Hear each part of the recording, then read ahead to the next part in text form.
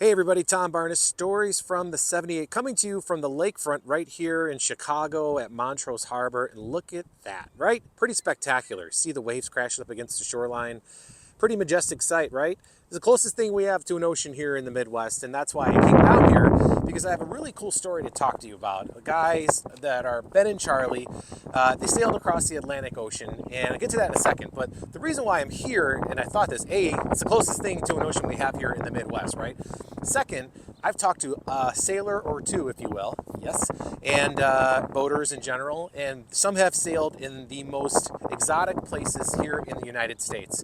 And when they talk about the most difficult bodies of water to navigate, this is it right here, Lake Michigan, because of the bathtub effect. So you can see the waves crashing against the shoreline. Think of a bathtub, and if you shook a bathtub around, that's what it's like to sail in Lake Michigan. But I'm not here to talk about it necessarily. I'm here to talk about my friends, Charlie and Ben. All right, so Ben Towill and Charlie Layton competed in what is known as the world's toughest row. Yeah, the Talisker Whisky Atlantic Challenge. It's a 3,000-mile race across the Atlantic Ocean. Yeah, they crossed the finish line after 40 days, 8 hours, and 59 minutes. It's about 40 or 39 days longer than I would want to do anything like this.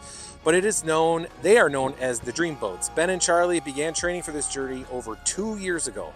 Last December, they packed up their boat, known as the Pollyann, which is named after combining their grandmother's first names, and left the docks at Gomera in the Canary Islands and rowed 3,000 miles across the Atlantic. Yeah, 3,000 miles. Race participants prepared for just about anything on this thing. 40-foot seas, you imagine that. A snap rudder, which is kind of important since that's the whole way to control a boat.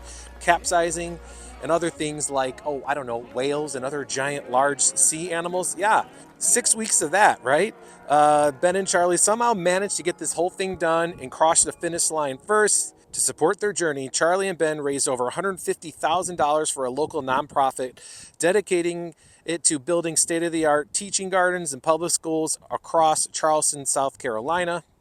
And you know what? This is not even what they do. Their day jobs, Ben is the founder of Basic Projects. It's a hospitality and design firm in Charleston, South Carolina.